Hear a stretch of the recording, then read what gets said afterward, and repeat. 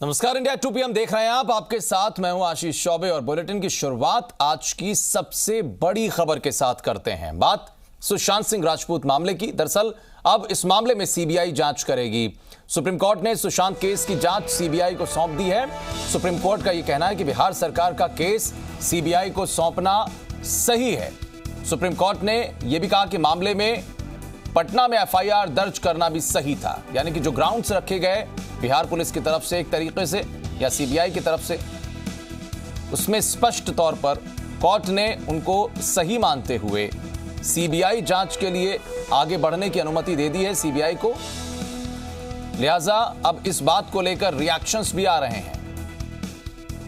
तो supreme court ने सुशांत सिंह राजपूत की मौत के मामले में जो जांच अभी तक चल रही थी उसको नए सिरे से करने के लिए, या यूं कहें कि उसे आगे बढ़ाने के लिए सीबीआई को अब जिम्मेदारी सौंप दी है। सीबीआई अपने स्तर पर इस पूरे मामले को जांचेगी, परखेगी।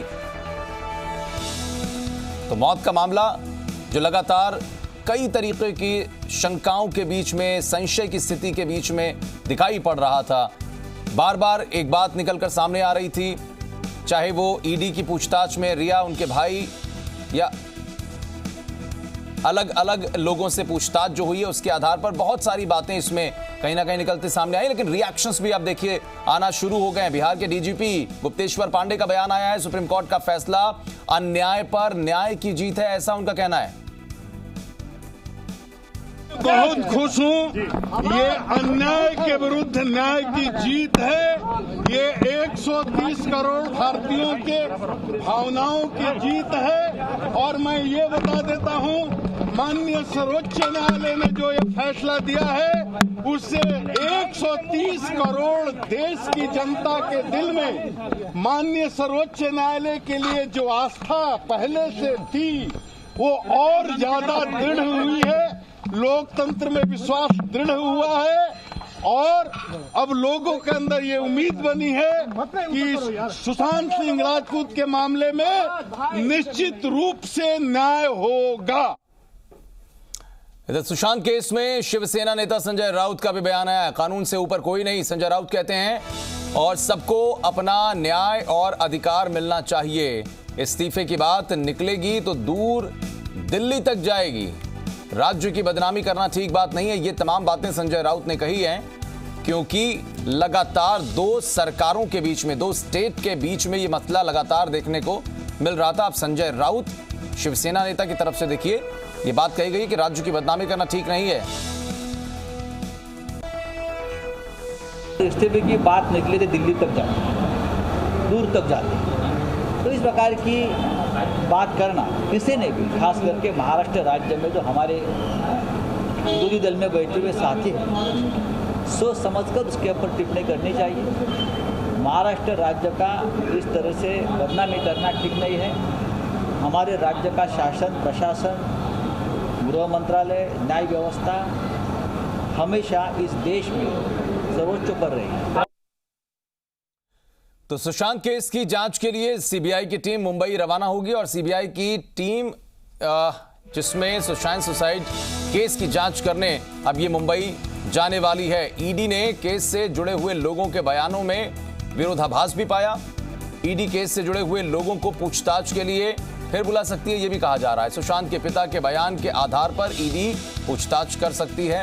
मुंबई पुलिस ने ईडी को सुशांत केस के डिजिटल सबूत सौंपे नहीं हैं। मुंबई पुलिस के तरफ से यह कहा जा रहा है कि ईडी के साथ फोरेंसिक रिपोर्ट भी साझा नहीं की गई है। तो यानी कि मुंबई पुलिस ने अभी ईडी के साथ में वो डिजिटल सबूत जिसके आधार पर वो अपनी जांच को आगे बढ़ा सके नहीं साझा किए हैं।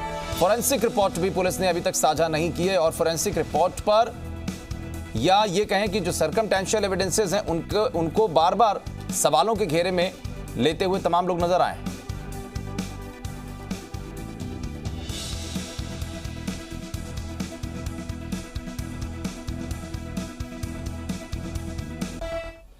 इधर सुप्रीम कोर्ट के फैसले पर मुंबई के पुलिस कमिश्नर का भी बयान आया है। मुंबई पुलिस कमिश्नर परमवीर सिंह ने यह कहा है कि फैसले की कॉपी अभी नहीं मिली है, फैसले की कॉपी मिलने के बाद ही कोई प्रतिक्रिया वो देंगे।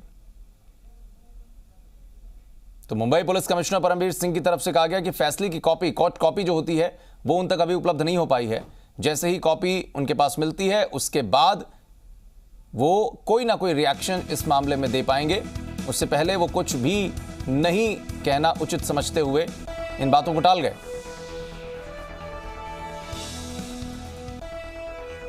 We are yet to receive a copy of the order. एक बार हमें ऑर्डर की कॉपी प्राप्त होगी, हम ऑर्डर को एग्जामिन करके और उसके बाद आगे फर्दर कोर्स ऑफ एक्शन हम डिसाइड करेंगे। अभी तक कॉपी हमको प्राप्त नहीं है। We are awaiting the order. We have also spoken to our advocates in supreme court to send us the copy. और बॉलीवुड स्टार सलमान खान के कत्ल की साजिश रची गई। हरियाणा पुलिस ने लॉरेंस बिश्नोई गैंग के एक शार्प शूटर को गिरफ्तार किया है।